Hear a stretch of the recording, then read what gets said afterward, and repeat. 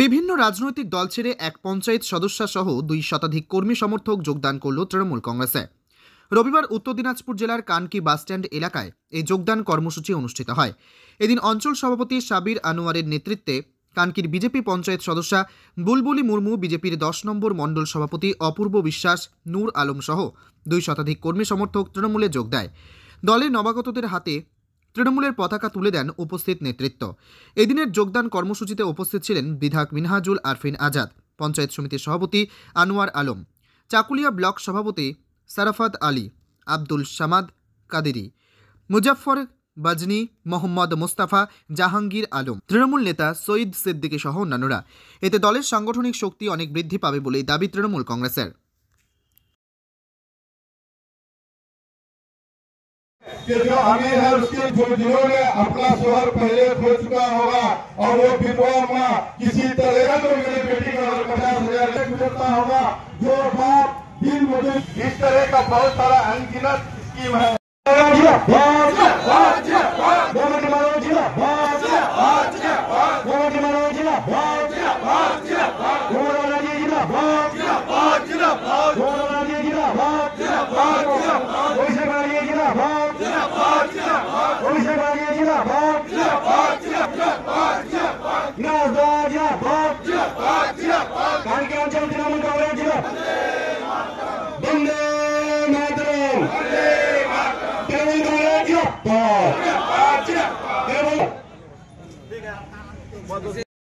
আমাদের কানকি অঞ্চলে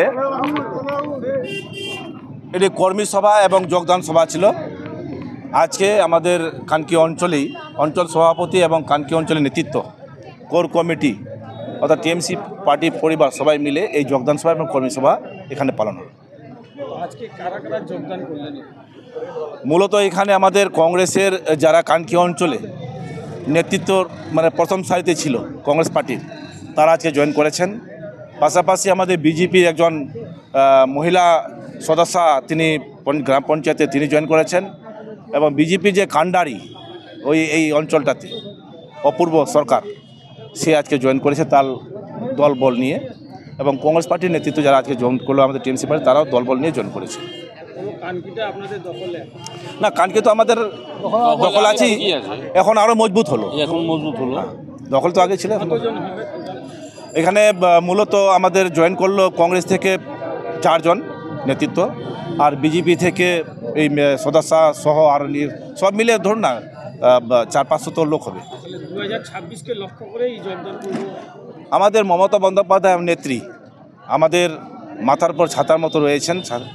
তিনি সবসময় বলেন যে সব সময় মানুষের সাথে থাকতে হবে, আর টিএমসি পার্টি শুধু ওই কোকিল পাখির মতো নয়, আমরা রাত দিন 7 দিন মানুষের সাথে থাকি, এবং আমাদের পার্টির কাজ বলুন, দলের কাজ বলুন, এবং সর্বোপরি মানুষের কাজ আমরা সারাদিন সারাক্ষণ করি।